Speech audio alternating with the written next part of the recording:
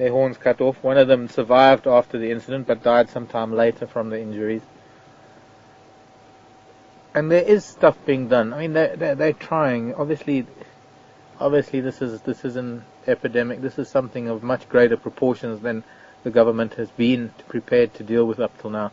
South Africa, up until a few years ago, was at the forefront of rhino conservation and rhino breeding, rhino relocation. In fact, we were very, very proud as a country of providing other countries in Africa with rhino that had been hunted to extinction in those countries, or poached to extinction. And now we're facing that very issue because, to a large extent, we have a corrupt government. And I'll probably get shot for saying that. But it is true. We have officials in parks boards and in the conservation fields that are only too happy to take backhanded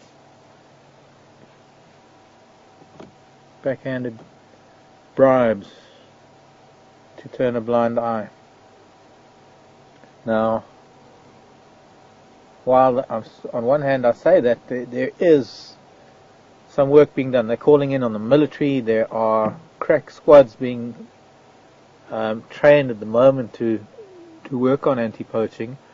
There's a radio station that has raised a million rand, I think it is. I'm not sure if it's rand or dollars, it'll probably be rand, to help with rhino conservation. Tomorrow there's a very big drive to bring awareness to rhino. It's been advertised on Facebook a lot. 1 o'clock tomorrow afternoon, they're calling for people to make a noise, people to bring out their vuvuzelas and blow their horns and make a lot of noise in the name of, or in support of, rhino conservation. Now, while we're talking about alarming numbers like 210 rhino being shot, the population of rhino in Kruger, white rhino, is a fairly stable population. In fact, if we have to think about it, the number of rhinos shot doesn't even come close to denting the population increase, let alone the annual population increase. But that's no excuse. That doesn't warrant the large-scale poaching that is happening in this country, because a lot of the rhino that are being poached are on private land, where they're the only rhino that are on those properties. Some cases hand-reared rhino. One finds a lot of hand-reared rhino these days because poachers shoot their mothers, the rhinos, and the calves are taken in by rehabilitation groups and sent to properties that can accommodate them, farms, game farms, ranches, where they become accustomed to human contact, and those are the rhino that are in the most danger of being poached, because they're so what's the word, habituated, not really the right word, but so accustomed to human contact.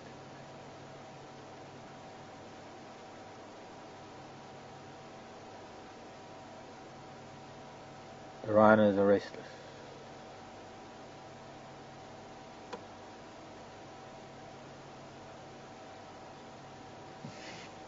But I've said it before and I'll say it again. It's all very well getting military-style combat teams and anti-poaching patrols. On one hand, that's all very well on the ground where the rhinos live. And they can arrest and shoot and they can do whatever they want to the poachers who are coming in. The problem is the syndicates. The problem lies with the men who run the syndicates. And that comes in from the Far East and the Middle East. And those are the operations that have to be shut down, because taking out a poacher just opens up a space to bring another one in. And there are enough people in Africa who are hungry for some money to be hired, given an AK-47 or an R5 rifle and told to go and shoot rhino. Where you take one out, there's going to be two taking their place. And it is the same thing when it comes to problem animal control. In farming areas, my whole life I've fought with farmers who take out caracal and jackal and some of these smaller predators that attack their sheep. And when they take out one, there are going to be two or more that will take its place. And they don't understand this concept. Okay, as far as jackal and caracal are concerned, you can't go to the top because that's an entirely different issue. It's nature, and sheep farming shouldn't be in areas where there's wild game anyway. But we're going to be digressing. As far as rhino poaching is concerned, it's no good constantly tackling the bottom rung of the ladder. Okay, children, what you going to do? Time to get up.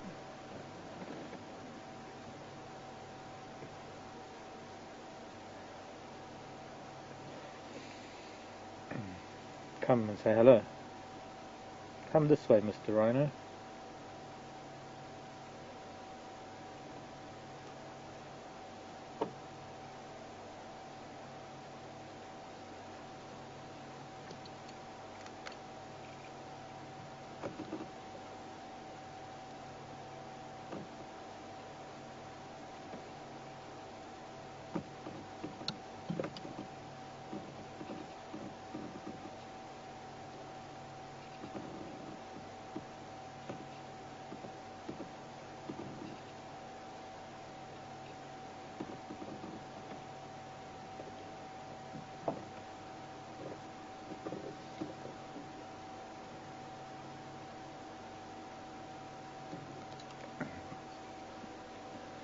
Question from JTV. It's quite an interesting question. Although a question that could be answered with a little bit of observation and deduction. Question: why do herbivores need a horn? Simple answer: protection. Oh, he's coming, he's coming, he's coming. Oh, he's coming. Come on your way, young man. Kinda tough, don't you think?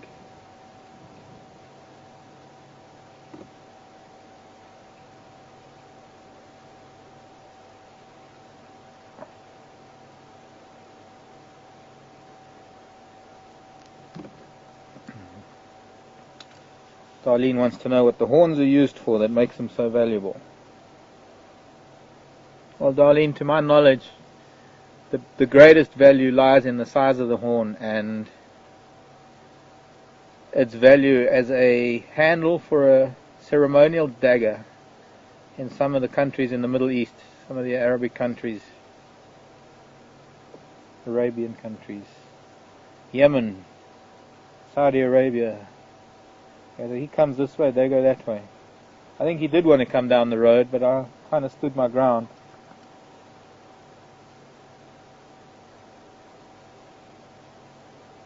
Wanted to see what he would do. I mean, a very, very small percentage of it goes to the Far East, China, Taiwan,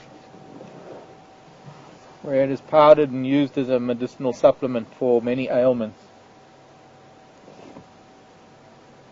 Well, you got a herbalist and he'd take a pinch of this and a pinch of that and a pinch of this, and he'd put it in a little packet and he'd say, put that in boiling water and drink it.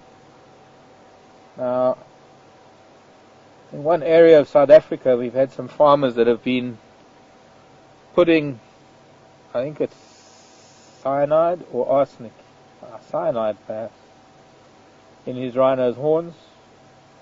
In fact, there are a number of people that are doing that.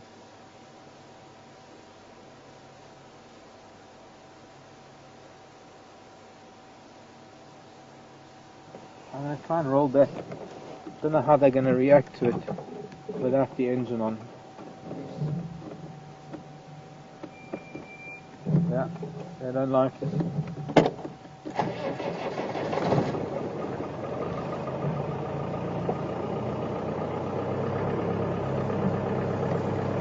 With the engine on now, a bit more relaxed. So, as I was saying,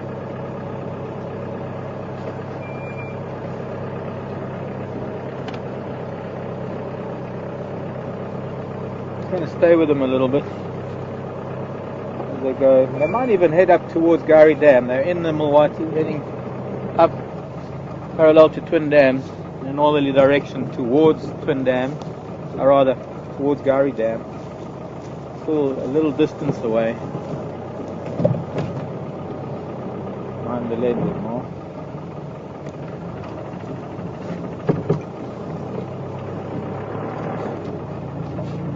So some landowners are starting to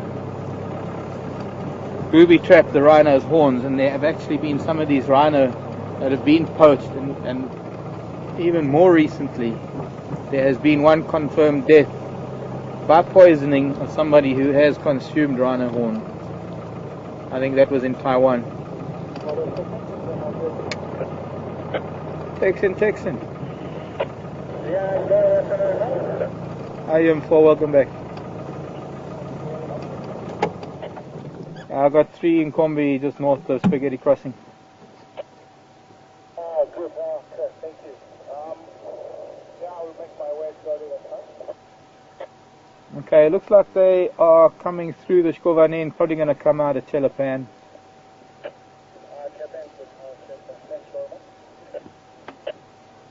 Okay, just let me know when you're closer. I'm still in the Shkovanin with them.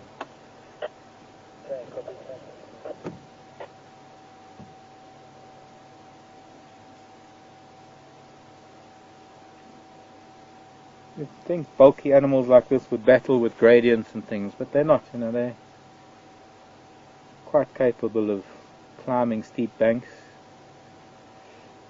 Looks like he's spraying a little bit.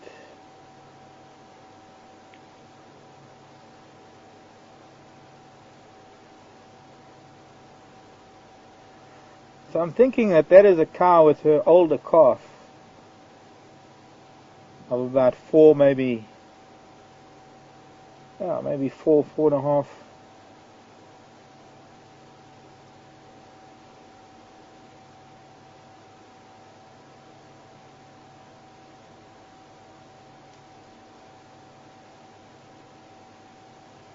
Okay.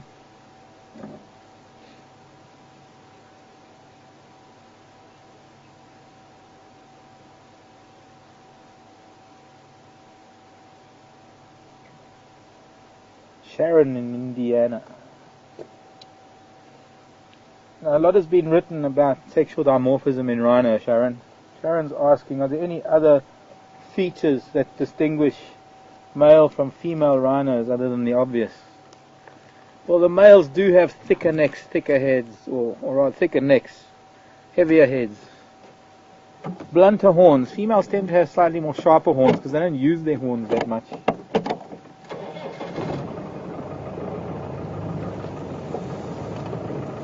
Just keep an eye on them. I want to keep an eye on them for Texan coming out. At the same time, I can have a look at some tracks here in the riverbed. Elephant track. Looks like they're heading towards Chelapan.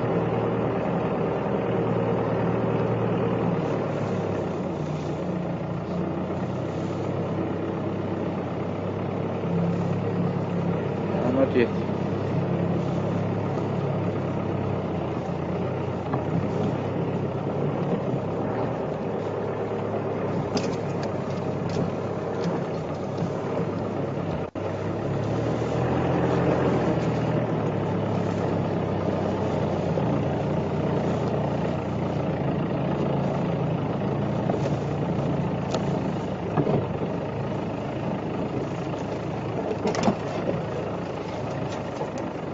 Going into some rather thick vegetation at the back of Chelapan.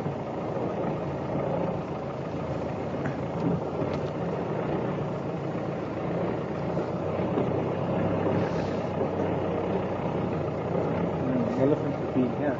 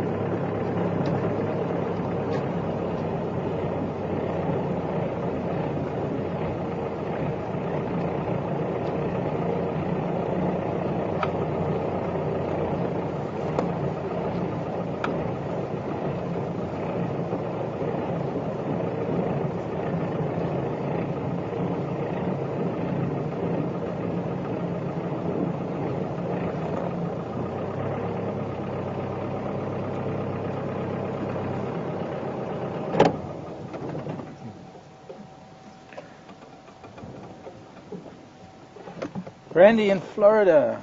Hi there. How's Rudy? Randy wants to know, he noticed wounds on a rhino recently, watching a video. Wants to know what sort of infections are likely in these wounds, considering all the flies that come about. Actually, no, Randy, it's the oxpeckers that can be more detrimental, because it's the oxpeckers that can keep pecking at the wounds to keep them open, to encourage. Oh, let's give each other a fright.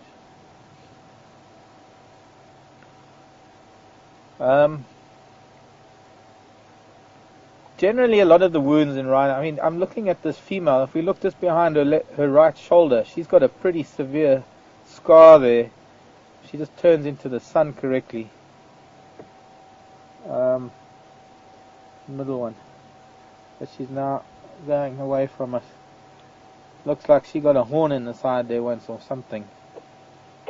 Yeah, nature is resilient, and the animals are even more so, and they do manage to get through wounds pretty badly. Rhino roll in the mud, and a lot of times actually that mud, as much as it might harbor bacteria, the clay can actually help seal a wound and keep it from exposure to flies and oxpeckers. But generally superficial wounds heal pretty well.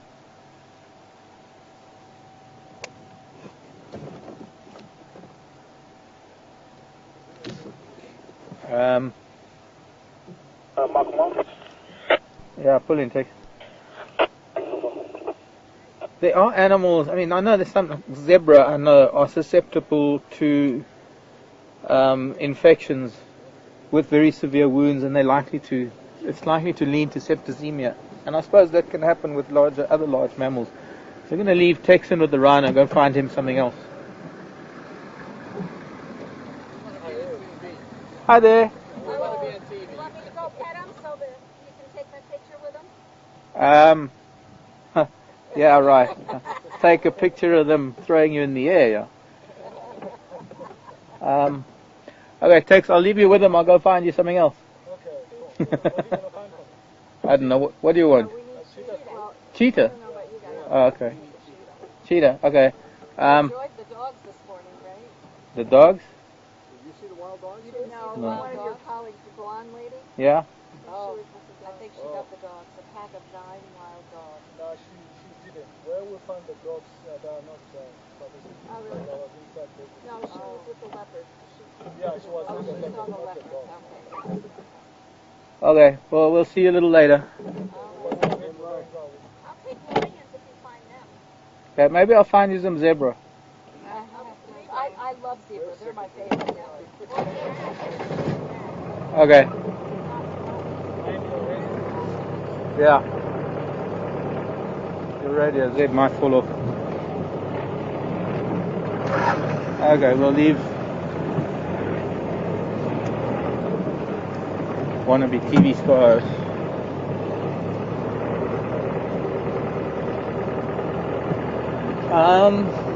Right, where was I? Randy. I think a lot of animals, if a wound is bad enough, are susceptible to infection and the consequences of a bad infection. I've seen a lioness horned by a buffalo that had a wound that was so bad it was deemed necessary to intervene. One of those words that we make up on safari when we mix two words together. Intervene. Veterinary services were called in. This was in East Africa. And when he darted her and started treating her, he could put his fist into this wound. Basically, it was a buffalo hunt, and she got tossed by a buffalo, and the horn must have got her on the inside of her thigh. It was an exceptionally bad wound. And despite the fact that it was sewn up, the fact that maybe she was given antibiotics helped a lot. And what also helped a lot was she had 3 sub-adult cubs that helped feed her, actually. Although she was with a pride, she would somehow spend most of her time away from the main pride. occasionally coming back to the Pride when they had a buffalo kill or something. But on a number of occasions we saw these youngsters bring down something and help feed her. But she healed well. I've had other animals that have had severe wounds from snares, from poachers' snares, that once again we've had them darted and treated, and those animals have survived pretty well. But there again, that is where humans have been involved, and it's been necessary to bring in a vet, cut the wires off and sew them up. On the other hand, I've seen animals that have had natural injuries heal too. I mean, lion harbor incredible amounts of bacteria under their claws, in the hollows in their claws, from feeding, from everything that they do, that if one is scratched by a lion, the chances of that becoming septic and causing severe problems is very high. Yet zebra, I've seen, sorry.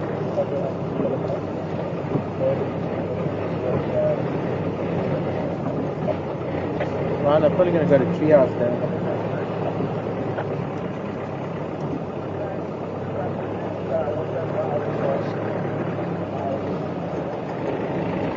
Sounds like they had wild dog on buffalo today.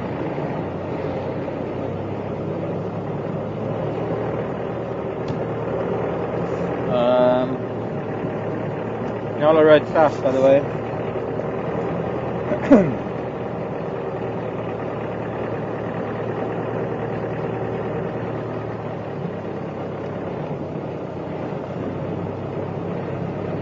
After lion hunting and missing, animals often have very, very severe scratches from those claws in their rumps, and I've found many zebra over time with such bad scarring, one wonders how they've managed when those scars were real, or rather still raw. I think there's some injuries that animals just can't deal with, and I think things like broken legs, broken jaws. We've had lion with broken jaws after being kicked by either zebra or giraffe. Obviously that kind of injury is not going to heal, and that's going to be a sad death for that animal.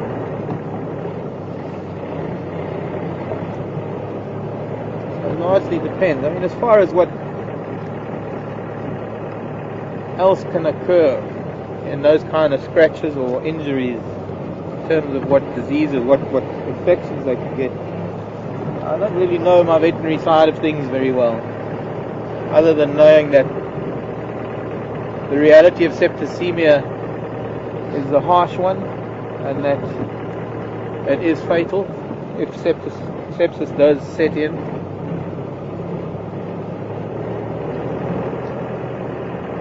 Anyway, enough on sad notes. Let's see what we can find further.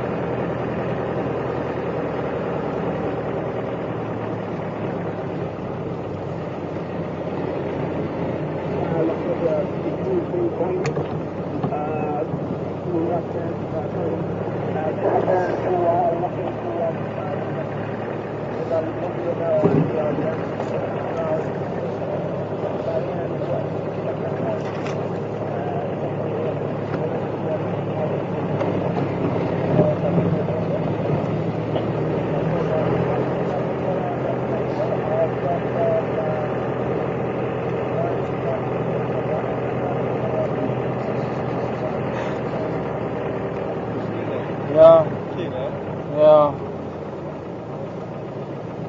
Very strong smell of something dead that we just came past.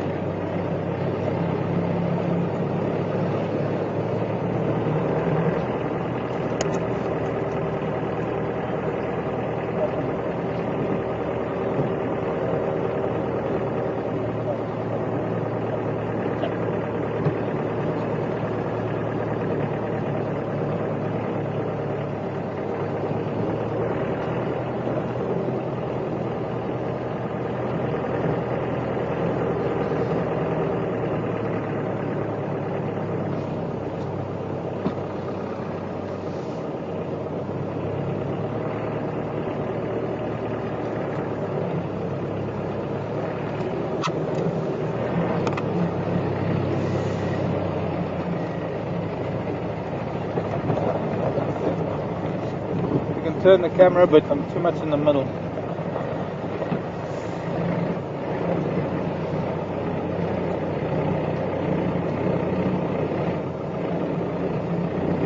Do they have the longest what? Head. Ah. And that's from? Sunfish. What's that sunfish doing in the bush? Interesting fish to choose a name. Hello, sunfish. One of the few things that I've wanted to see when diving and haven't yet.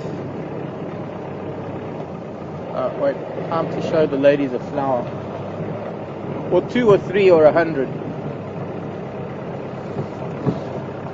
We're going to come back to Nyala Road North, I think. First we're going to start here in the dip. Hello birdies. Babblers. Gardenia on my right, it's got a few flowers on, but nothing. I mean, I was here a couple of days ago, didn't see a flower, and now all of a sudden, all sunfish, all of a sardine, this gardenia is in bloom. A blooming gardenia.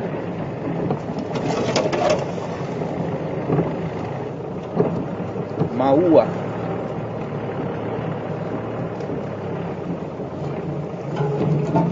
Crunch, crunch. Ow, my face. It whipped me in the face. Okay, I'm going to try and turn for you, Sebastian. Get a better view of it.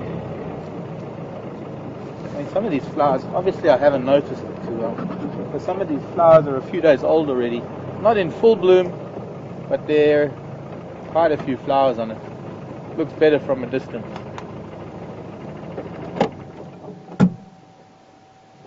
Sunfish wanted to know about a rhino's face. Got the longest, or head, the longest head. Yeah, very much, but the white rhino, not the black rhino. Kind of an adaptation of this large-bodied animal. Instead of growing a long neck with a small head, it's just grown a much longer head to be able to reach its food, which is grass. And consequently, the dorsal spines on the lumbar vertebrae above the shoulders are exceptionally long to attach all that muscle that is needed to carry that head. And that is why rhino have such a prominent hump above the shoulders, a hump that we call the nuchal muscle, N-U-C-H-A-L, or the nuchal hump. Can't really find a decent shot of any of these gardenia flowers other than maybe there's one up there. You can see the sort of spiral shape to it. A lot of these flowers are old. You know, the fresh flowers are beautiful white, and then they start turning yellow, and then eventually they go brown.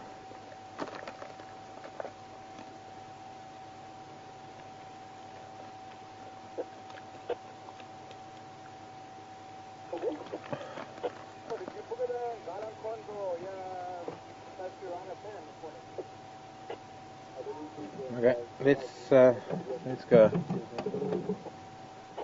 Oh, you found one. That one's already a bit flat, that flower.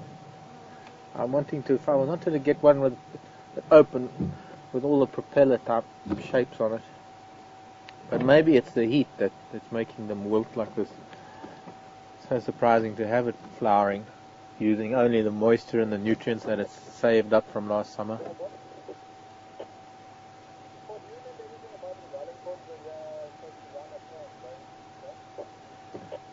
That's a sad looking flower.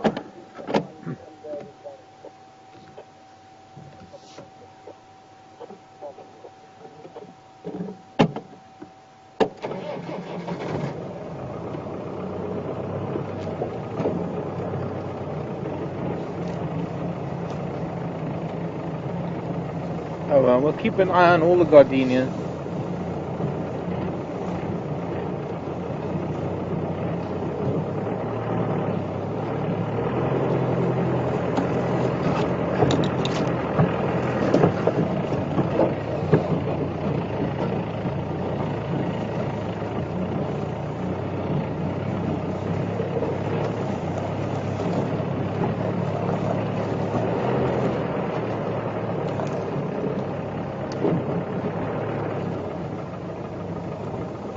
Sorry, you're going to have to repeat that. I didn't quite get that. With no calf around, would a female be inclined to charge? Is that it?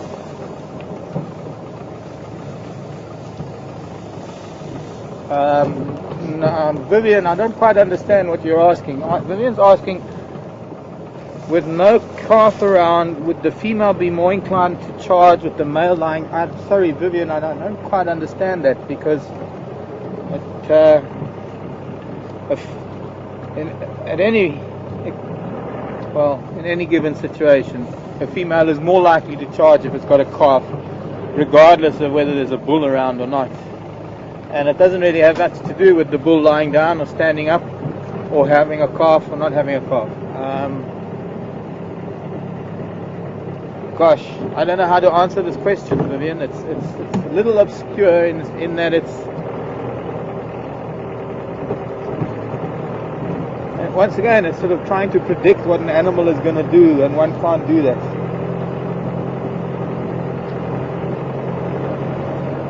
Well, these elephants were around. If these are the ellies that were around earlier today, or the ellies that were here yesterday. And maybe they went up to Buffelshoek Dam for water. I want to go to Buffelshoek Dam.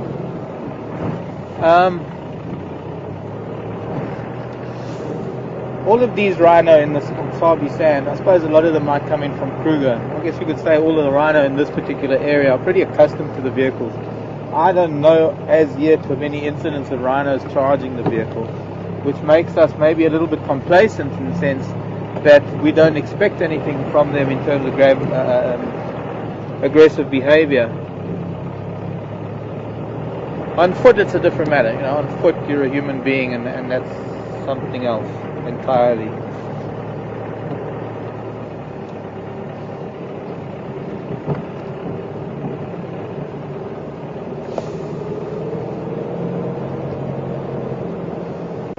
Black rhino are somewhat different. Black rhino are a little bit more skittish. Although having said that, it is known that white rhino with a calf is perhaps the most dangerous.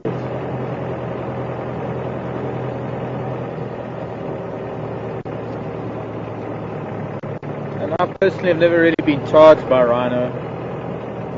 I've been on foot and had rhino running towards me. Elephant had been here, that's for sure. Wow. I think they've gone back up to the dam after being here. Looks like they were here after Central Road. Definitely look like the tracks are going up towards Buffelshoek Dam. Hopefully we can find them there. Patrick had some there yesterday afternoon. Some wonderful interaction around the water. And I noticed that there was that big tuskless female that we had seen in the morning. We'd seen her. She was looking quite beautiful, all decked out in mud and water, looking very dark compared to a dusty family member.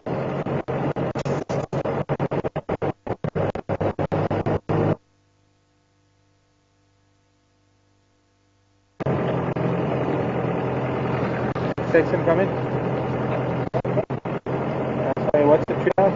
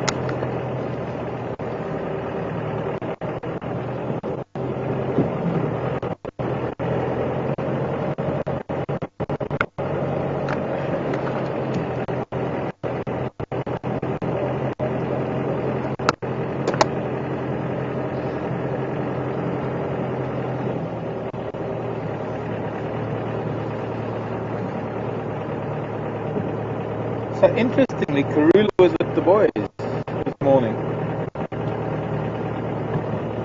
And Yambilu Yodan. So after a little bit of straying with Ntima the other day, he comes back to the Lady of Juma, huh?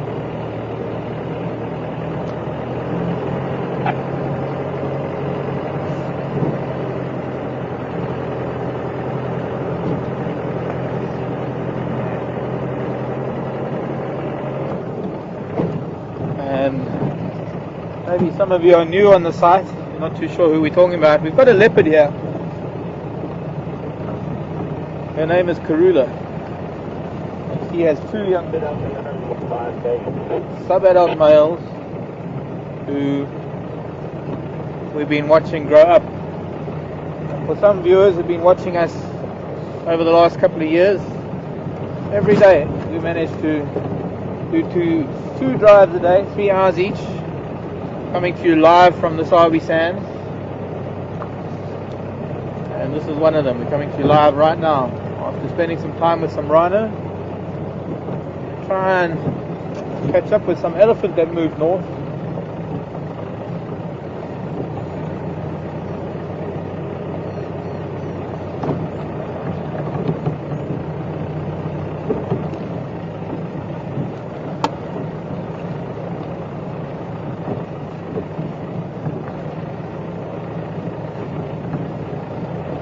Evidently Karula was around with the boys in Buffelshoek Dam this morning. They moved west. Could keep them in the vicinity of the dam, or could send them back towards Gari Dam.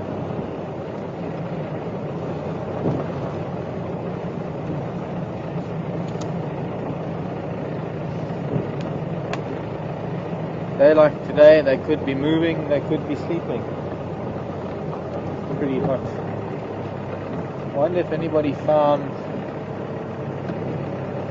where that lion went that we saw yesterday morning. The elephant were here, they've gone. I'm going to go onto the western side of the dam rather than the east, encounter the light. Something lying there. Can you see? Just, I'm too low. I can stand up.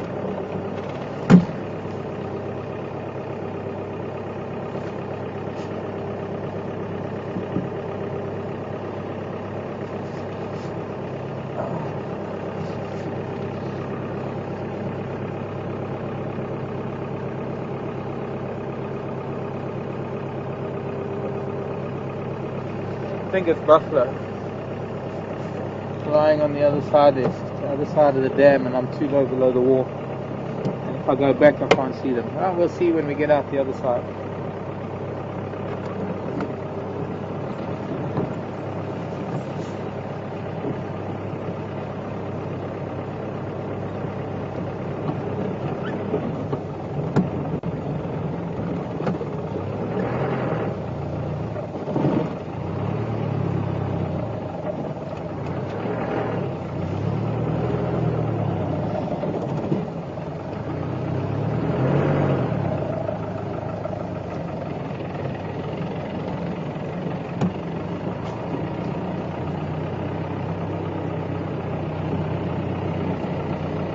Yep, yeah, the early tracks coming to the dam. They've been here already. It doesn't look like it was too long ago.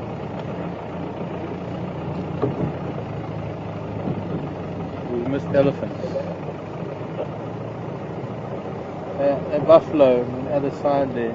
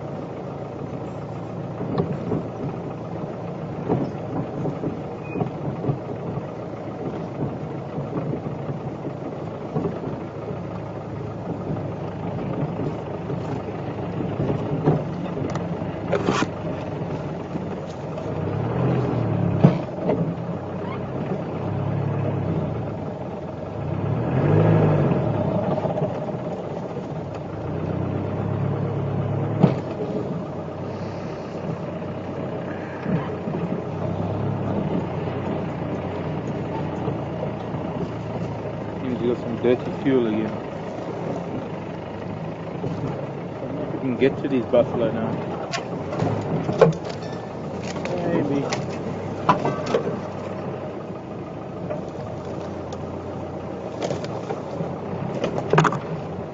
The reason why I want to come to these buffaloes... Oh, sorry, Tara.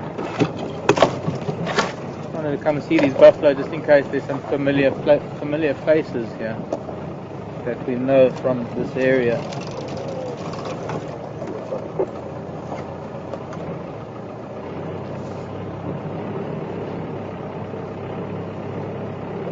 But I don't think so. I'm seeing horns on all of them.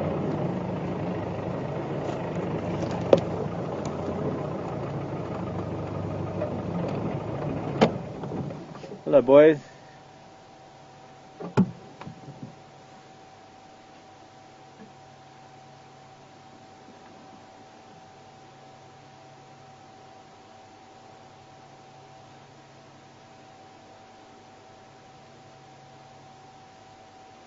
So far, seeing about 6 of them.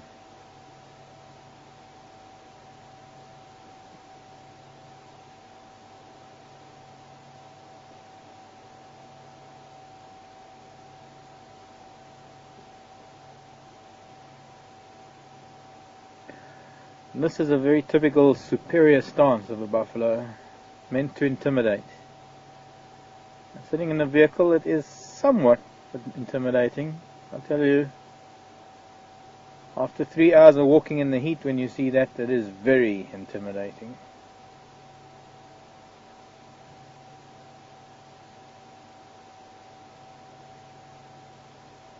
But buff do tend to look at you like that and turn around and walk away. Or run away. Mostly.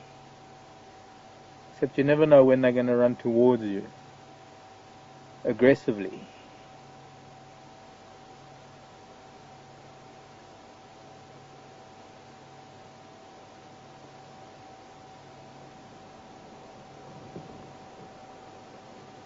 As you can see, they're all kind of hidden behind some bush and I can't get through there.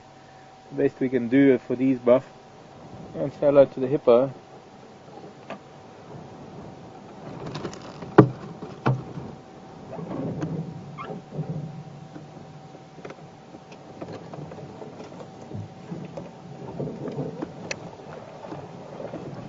Small group of jugger boys at Buffelshoek Dam.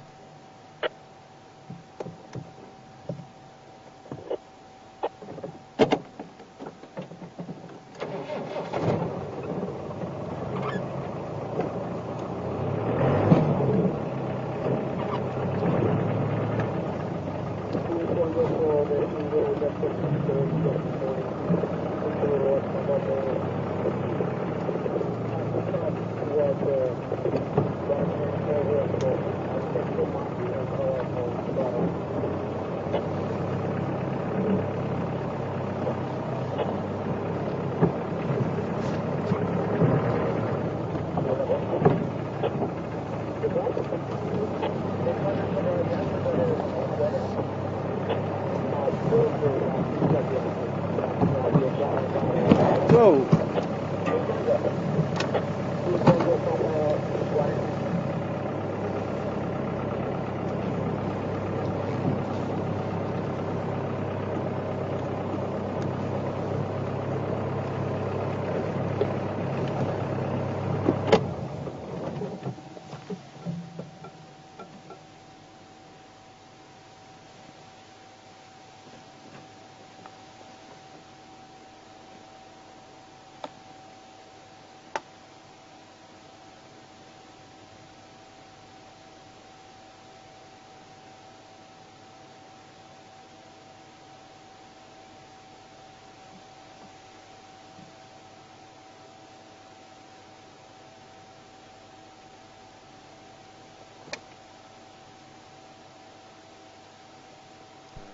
Able.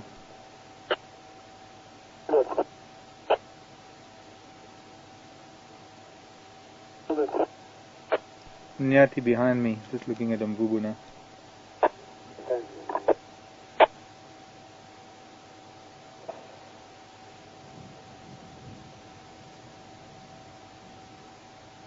little bit of a threat display going. Got that other one there, Seb? No. Second one also opening its mouth towards us. Just kind of saying, look, we've got these weapons, don't try anything.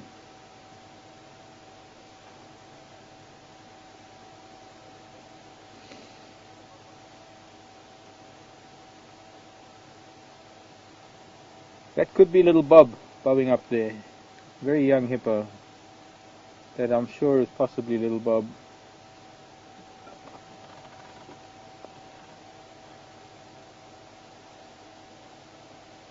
No telling, of course. But could be the little boy or girl or youngster.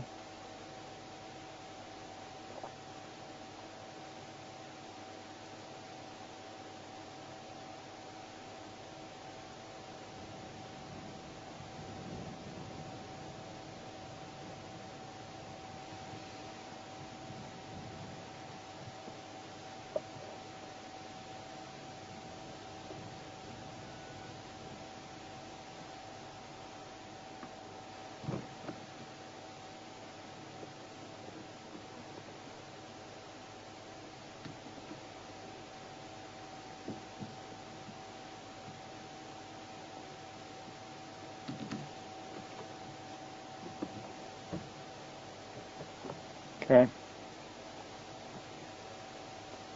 Right, let's move along. Time to find some things again. I think if we carry on up to the boundary, let me find out. Abel coming? Did you come from Buffalo's boundary? Oh, but I do have Conzo for 2 inwards. Papa Ipopul Road, cut across south to the Guarican area. So I'll go around, check around again. Okay, copy it. Because I hadn't Globe and Conzo coming up from Nyala Road South, coming up. It looks like they were at the Marty earlier. Okay, copy. So let's go and have a look, see where these elephant went to.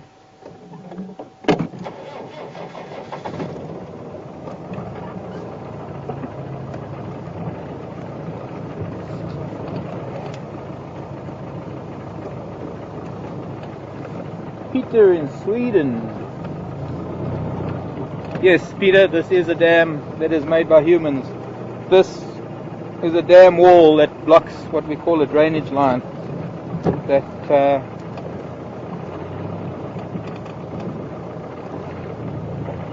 is what keeps the water here. This is all rainwater. So it's human made, but it does accumulate rainwater.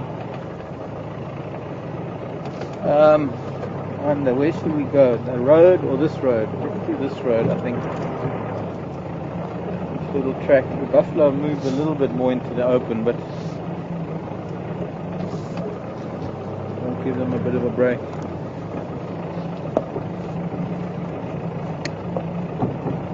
Also, 3 Nyati at Gary Dam.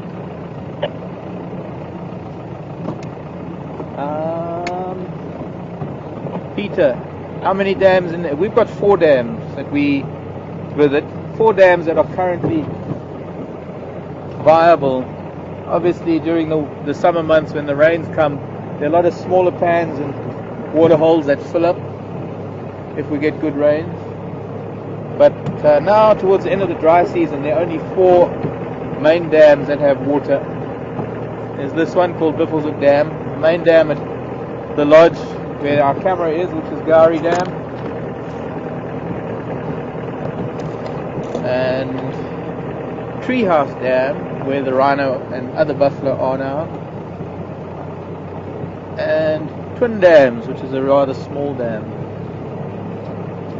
Now, that is only within our small traversing area. There are many other dams on neighboring properties that the animals go to. For example, these hippos cover fairly large areas, and they go to various other dams in the area. When they're not here, they're just off of our boundaries. There's a lot of animal movement.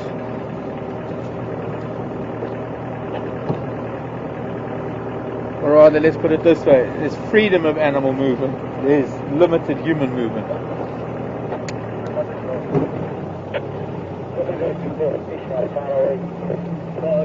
go around Yellow Road.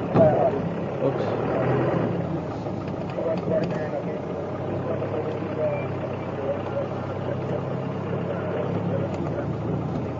Tracks here, that male lion that came in yesterday on Buffalo's Hook.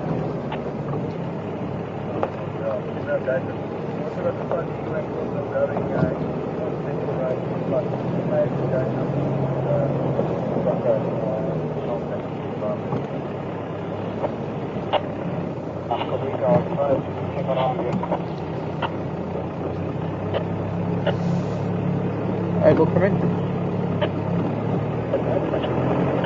You know where those my dads went to this morning?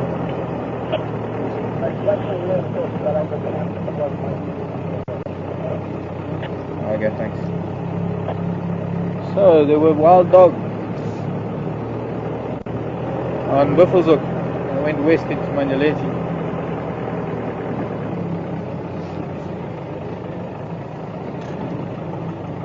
I'm not seeing any sign of the elephant coming this way. I wonder, maybe let me change plans. Let's go further west. Maybe do Hyena Road.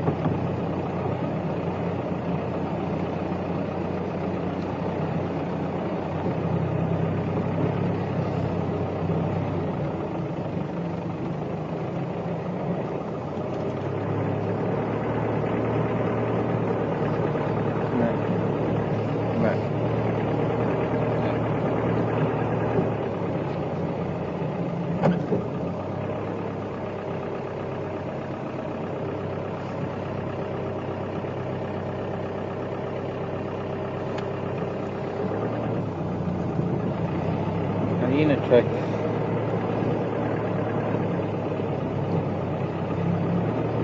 Looking, and there was one that looked like it could have been a dog. And it's slightly softer sand. But here I'm only seeing toes.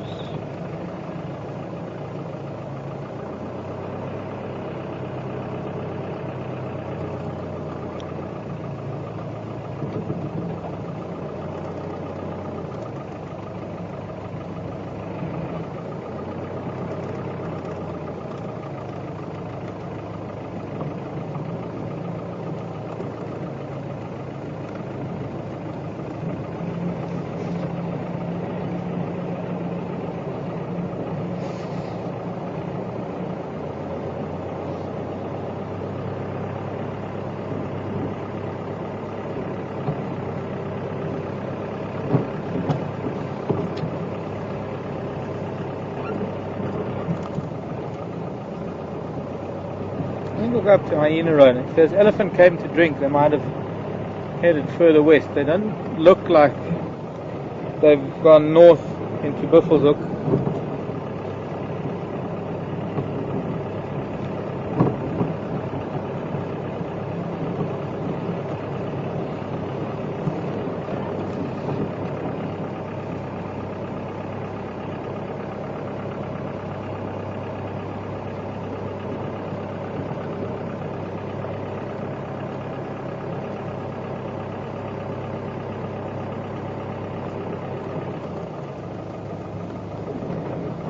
Not yet, at any rate.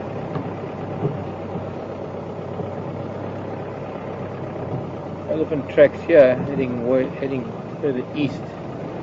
Different elephants. Also, there are vehicle tracks from this morning on top of these elephant tracks.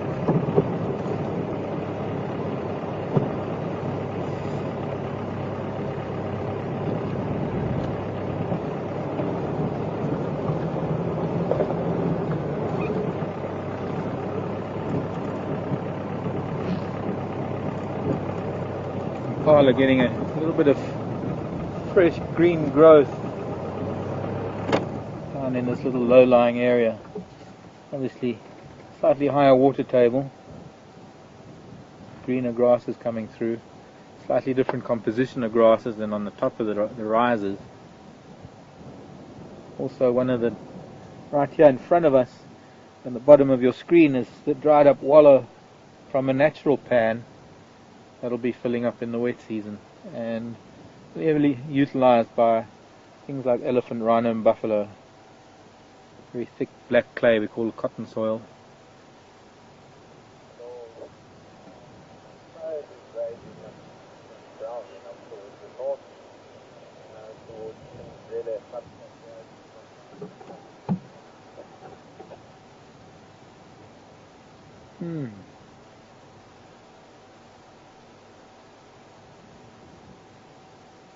Looks like that ram is a little bit alert. Are we getting a beeping?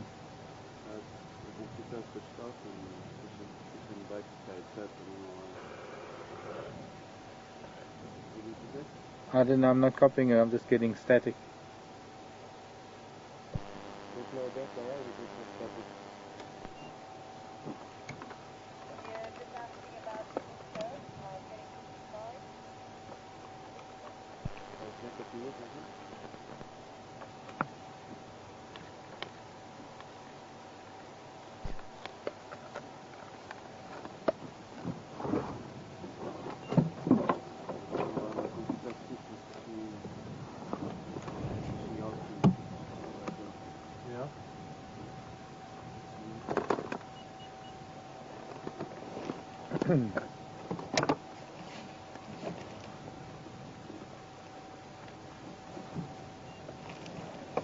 Let's go.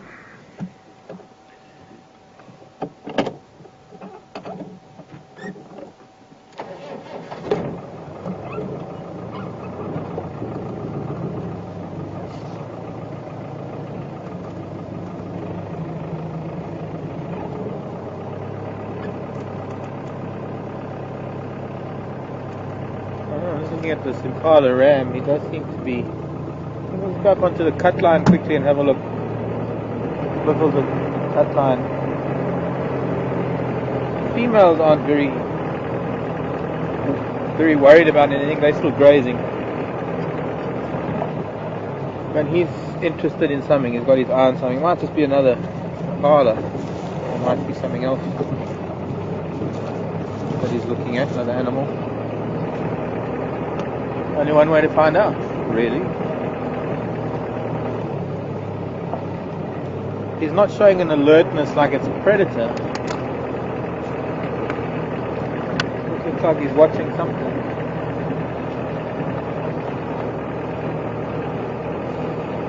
Just looking in, maybe just because that's where the wind's coming from. Hearing sound. Trying to be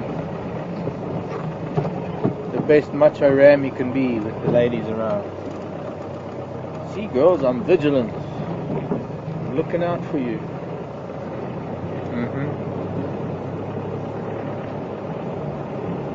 Meanwhile, he's the one that'll be caught.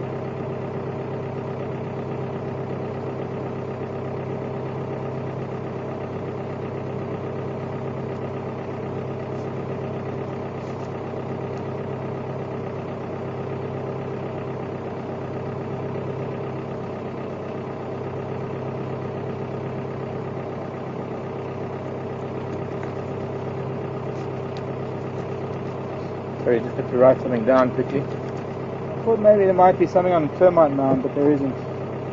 We'll go back to Hyena Road.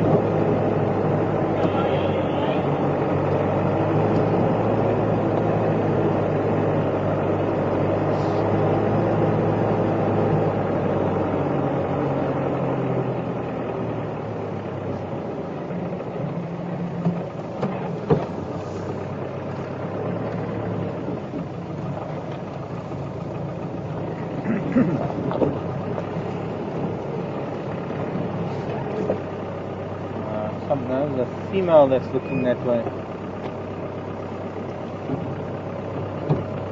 Quite intently.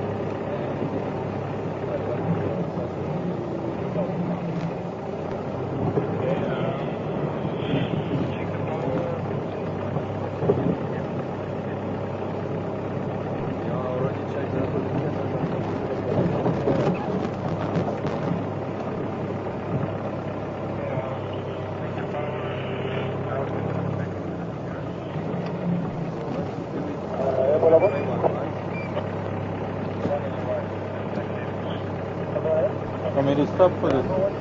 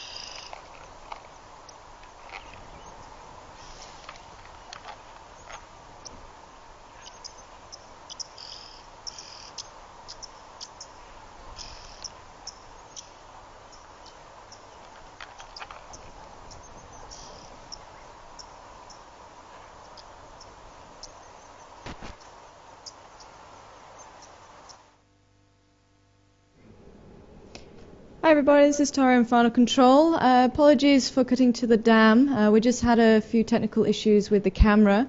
I'm not too sure how long it's going to take to sort it out, but for the time being we've got 2 buffaloes here. And I have been having a looking around just to see if there's any leopards around. Remember, we did lose 3 leopards at Buffalo's Hook Dam. They were moving in a westerly direction, and I thought they may have started coming down towards the dam. There's a few impala around, so I'm holding thumbs, keeping my fingers crossed that hopefully we do get some activity around here from the cats. But otherwise, enjoy the buffalo, and hopefully we'll be back on drive very shortly.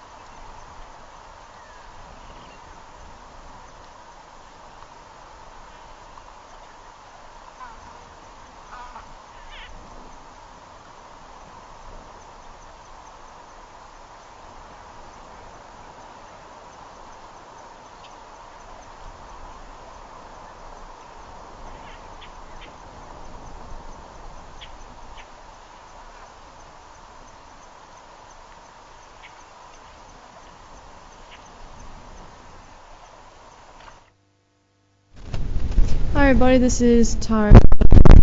Apologies not being able to get into the chat rooms. My computer's just a little bit slow, so apologies for that, but hopefully I'll be back with you shortly. But for the time being, as I say, the buffalo seem to be nice and relaxed, and the impala in the background there. And some people are just asking about the cat update, and definitely the guys filled me in as soon as I walked in through the door. They basically jumped out of the scene and said, "Oh, you've missed so much." So it was quite a wonderful night last night over dinner, talking about what had been happening with the leopards mating, and obviously in Duna pulling a kill up into the tree just outside Final Control. So I'm quite envious I missed that one, but all the stories that I got afterwards was absolutely awesome. So give me a few moments, hopefully I'm going to be back in the chat rooms very shortly. But say, do enjoy the buffalo and the dusk that's coming in, and hopefully we're going to get quite a nice beautiful sunset. And as soon as I know anything else on the camera situation, hopefully I'll be able to give you some more information.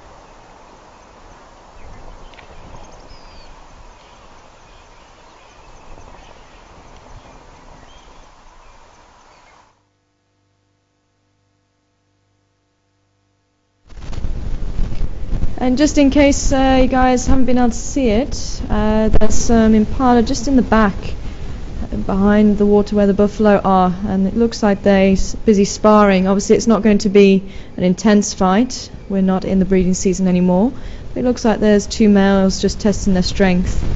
And you can see, again, it's not really intense, they're not really giving too much of an effort behind it, but you can see it's quite an interesting thing to watch, especially this time of year. You won't see it very often. We're still busy working on the technical problem with the camera, but hopefully we will be back with you as soon as possible. So do stay tuned, enjoy the buffalo and the impala, and keep a look out for any leopards.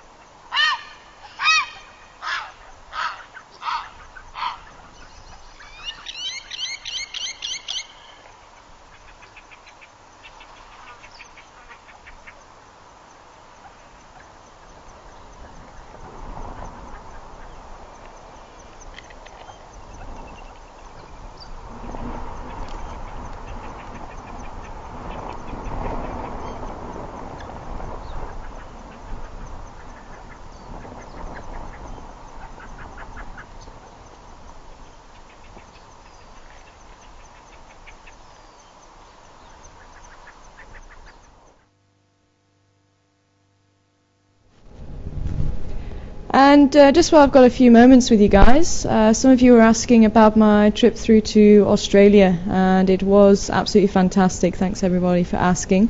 Managed to see quite a lot of Australian mammals, which I was really happy about. Unfortunately, didn't get a chance to see any wild kangaroos, but I will have to go back out and hopefully rectify that one. But I wasn't in the right place, unfortunately, to see them. I spent most of my time around Sydney and in the surrounding areas, but I did make it through to the Blue Mountains.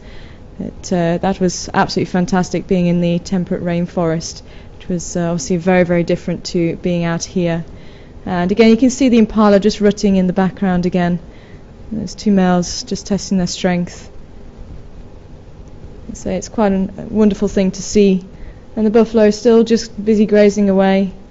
And with the amount of buffalo around the dams and on our little part of the area where we traverse in Juma, hopefully we will be seeing some lions and more lion activity. Obviously we did have some tracks this morning. They did move over into the southern side towards Chitwa, but hopefully they'll come back. We'll definitely have to listen for the dams or the sounds around the dam tonight and listen out for any lions calling, and it definitely is a very special thing to hear. And also the hyenas, if both of them are calling, it's a fantastic thing. So definitely keep a listen out during the night, and you never know, you might even see a lion around by the dam.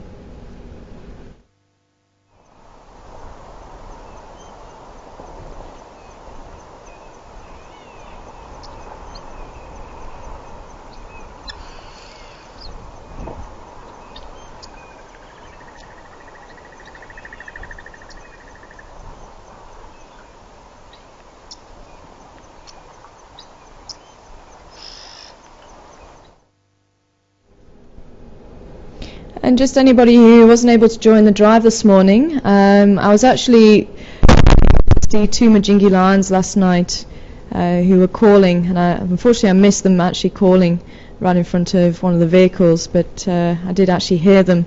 And that was two of the Majingi lions, one with the dark mane and one with the scratch on his nose, who's been nicknamed Smudge. Both of those were together, and I think that was the tracks that we were seeing this morning. And they came up towards Twin Dams. They actually came right up towards Gowrie Dam and then headed back down over into the southern side.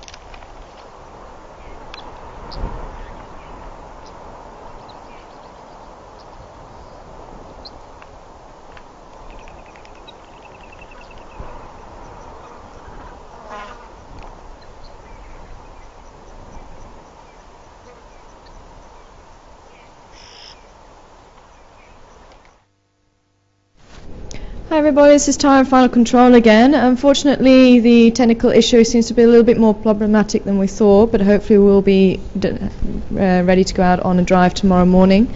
So keep your fingers crossed that everything should be fine for the drive tomorrow. But Mark will come and join us in a short moment. He's just putting the vehicle back on charge, and he will be here to chat with you guys for the last 45 minutes of the drive. So if you do have any questions, do send them through. He will still be able to answer them. And all you need to do is send them through to finalcontrol@safari.tv, and Mark will be able to answer them. And he'll also come into the chat rooms as well to talk to everybody, and hopefully on the microphone as well. So do stick around to ask him anything you'd like to about the drive, anything you've seen on drive, or anything that you'd like to know. And we'll carry on looking around for any of the animals around by the dam. Hopefully the leopards will make an appearance. As I say, Karula and the two boys. Someone was actually asking earlier about how the two boys are interacting with each other, if they are still interacting. And Mishu and Duna were there this morning by Buffalo's Hook Dam. Unfortunately, we did just miss seeing them all together. But Yambilio Dan was also with Karula and the boys. So all four were there at Buffalo's Hook Dam this morning. We were just a little bit late getting there, so we only ran into Induna, who was sleeping, and Yambilio Dan. So I'm going to be leaving you to Mark, and he should be here shortly.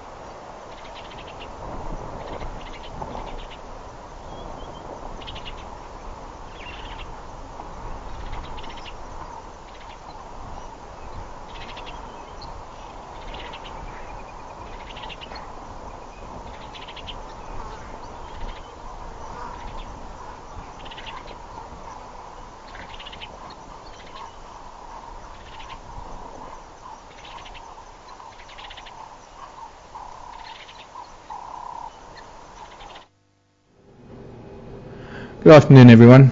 Mark here in Final Control. Well, I'm back in camp and grounded, I guess you could say, for some reason or other. Actually, the reason is a battery bank that has somehow died on us prematurely. And hopefully we'll be able to find out what our battery capacity is in the morning after 12 hours of charging.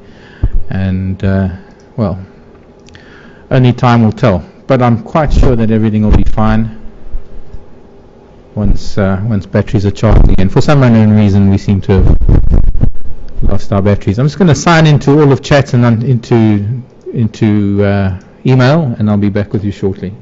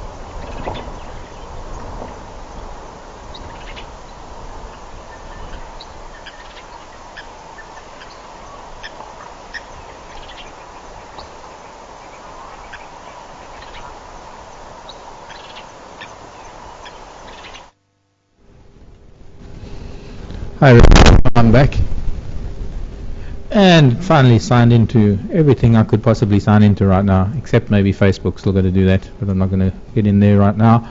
Just going to go through some questions quickly and have a look at what you've been chatting about while I've been out on drive. Some interesting tracks up on the firebreak. Found tracks from those wild dog. Evidently wild dog were seen up on Buffelshoek this morning heading west into Manuleti. It seems we had we must have had them on the firebreak that runs parallel with Buffelshoek cut line, or either early this morning or at some stage today. A little bit crowded with buffalo, rhino and hyena and elephant tracks. So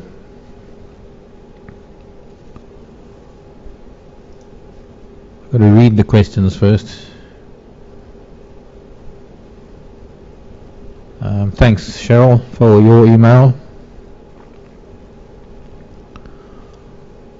And, well, fortunately Tara didn't have to pass that on. Just Cheryl thanking us for chatting about the rhino issue.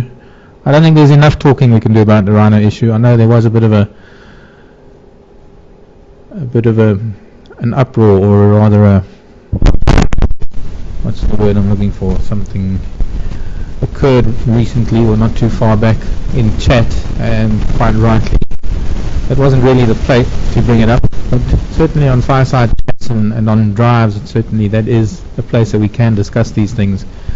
Chat, on the other hand, is more sort of, or exactly that, just getting to know each other and passing on information. But to sort of maybe pound one subject is a little bit too much for a general chat room that has a lot of people in it. So enough said on that subject. Nancy wanting to know how she can get into chat without using Facebook. Nancy, there's several different options. There's either on our Wild Earth stream, there's the Wild Earth chat. I know there are some issues with that at the moment. I'm currently logged in through Zap Live because it seems that on our Wild Earth website we somehow have a problem with chat. It seems to freeze the stream. I need to find out from Pete and Alex what the story is there with regards to that chat. Other chat, of course, is the Ning chat. There are only a few people. I'm just saying hello to Sandra, and looks like only Sandra, although Helen, Carol, Colleen and a couple of others are in Ning chat. And at the same time, just going to look around Gowrie Dam to see if we can see anything. There is a pretty red sun setting I can see out the window here at FC, and a pretty bright moon already in the sky, beautiful waxing moon. We're going to be in full moon in a couple of days' time. Hi Carol. Sandra, yes, we've just had a battery issue, one of those old battery issues we had some time ago with the jigger when we ran out of power. Fortunately we haven't had this issue for a long time, and we seem to have found the culprit, or rather the cause of it, and hopefully it's a one-off problem. Some buffalo in the sunset looking west of Gowrie Dam. That mast, by the way, near the sun is the main broadcast mast that gets the signal from us to you. And in a couple of days' time, the sun's actually going to be directly behind it from the camera. But for now, if I can try and find a view of our sunset without the mast, there we go. Without any human interference, we can watch the sun go down while I'm talking to you. Also, there is the JTV chat, and finally we've been able to get into Justin TV on our main broadcast computer. In the past, some of the folks who've been directing have been able to get onto JTV chat with their laptops, and those of us that haven't had laptops weren't able to unless we do it on the other computer. But hi everybody in JTV.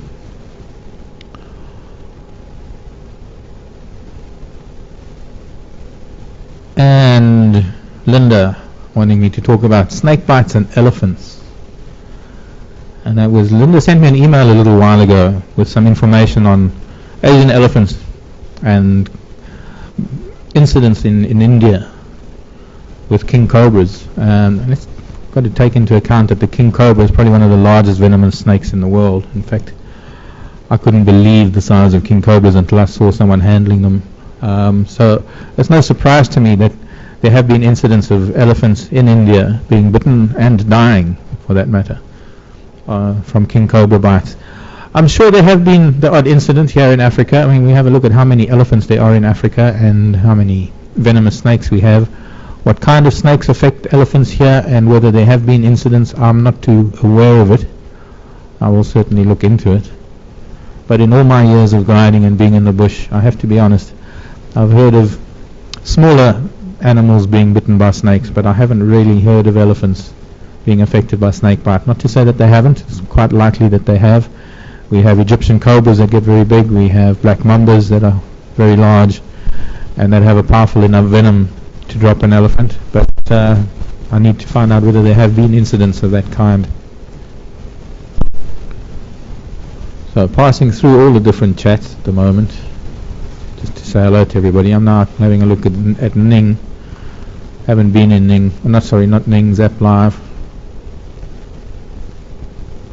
Deborah Rose, you ran over a king cobra on a motorbike? Just trying to scroll back a little bit. Remember, I'm not able to keep up with all the chats at the same time, and scrolling back is not always easy. So please, rather than asking questions in the chat, please send me a couple of questions to Safari TV email box. That's finalcontrol@safari.tv. A lot easier, or rather make sure that I do get the questions.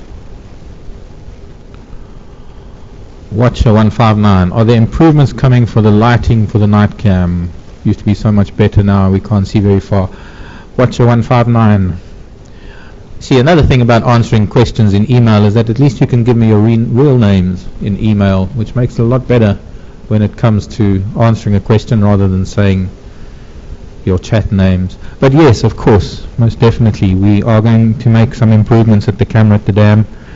Most notably, of course, getting our focus and zoom functions back. At the moment, there is an issue. We can either have our zoom and focus and not panning and tilting, or we can have the panning and tilting without the zoom and focus.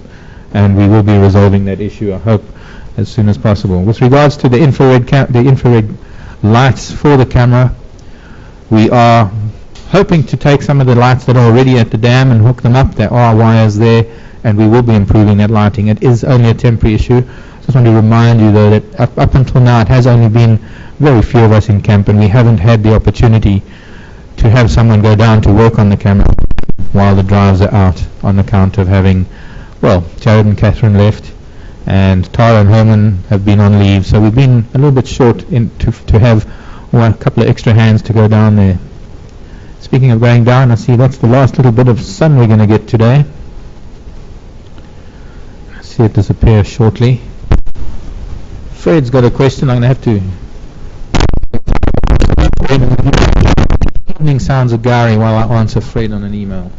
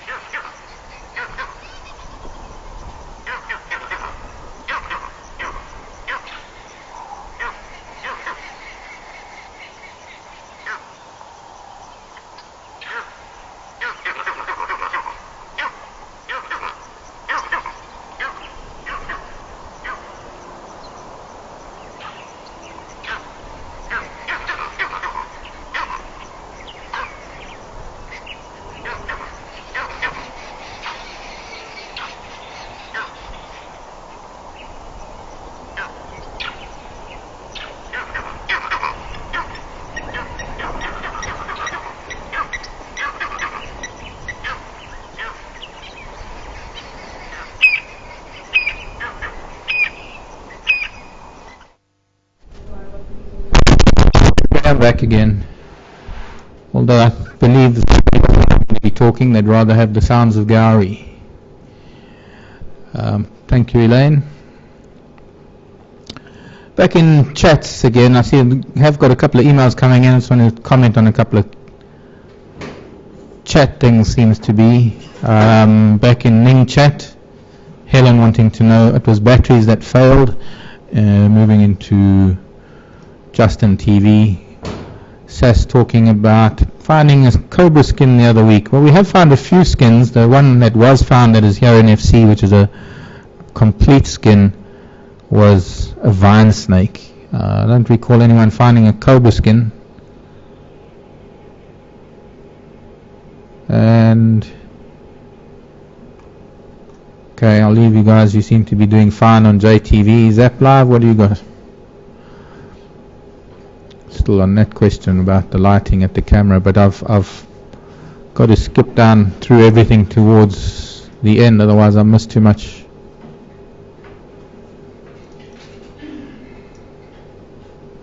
Okay, nothing there to relate to what I need to talk about. So emails, and D wanting to know if Gowrie has ever gone dry. It has, D. In fact, when I started here, Gowrie was dry. Gowrie dried in 2008 as a result of poor rainfall and I suppose you'd say somewhat of drought conditions. It filled up in the December of 2008, so it has been dry for a couple of months, or rather a couple of seasons. In fact, it probably lost a large percentage of its fish population as a result of drying out, including the crocodile that used to live at Gowrie Dam. And this is now the second winter that it has been through with water, and we're going to need to have rain soon, because I think Gowrie Dam is a lot lower at this time of year, rather now, than it was this time last year. So these hot, dry days are sapping the water out of Gowrie Dam at a fast rate. Of course, the few hundred buffalo that come in to drink and the few big herds of elephant that come in don't help much. They, of course, take away a lot of water.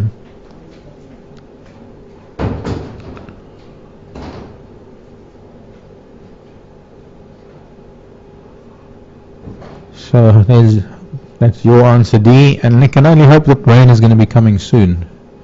We're into third week in September. We haven't even had our first real splash. We had a little bit of rain at the beginning of the week. Not really much that one can call rain. It sort of dampened the soil a little bit. And that was about it. Vivian. Hi, Vivian. Wondering about the owls calling at night around Gowrie. And Vivian is saying that owls are supposed to be quiet, stealthy, watching for prey.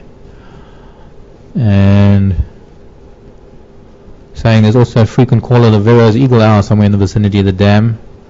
Probably the same one, or the mate, one of the pair that we see. Let me just go back a little bit. I'm going to just take the camera back to the jackalberry.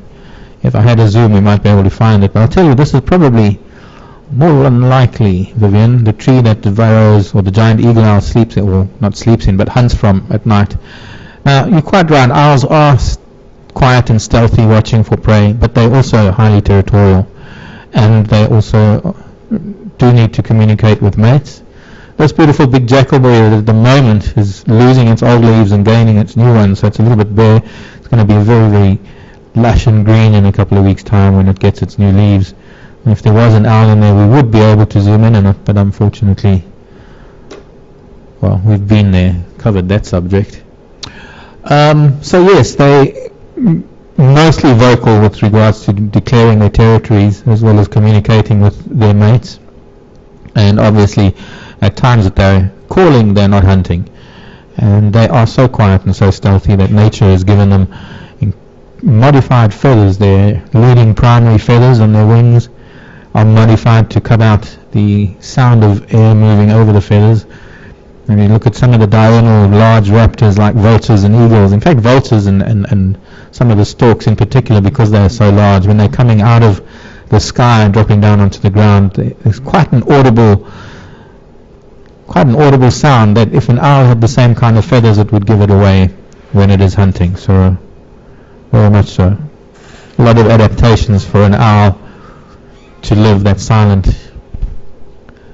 nocturnal hunting, the nocturnal hunting animal that it is. In fact, so silent that they'll use sound as a hunting technique rather than vision. First they'll locate something by sound. And what is interesting is that, of course, they don't have external ears, and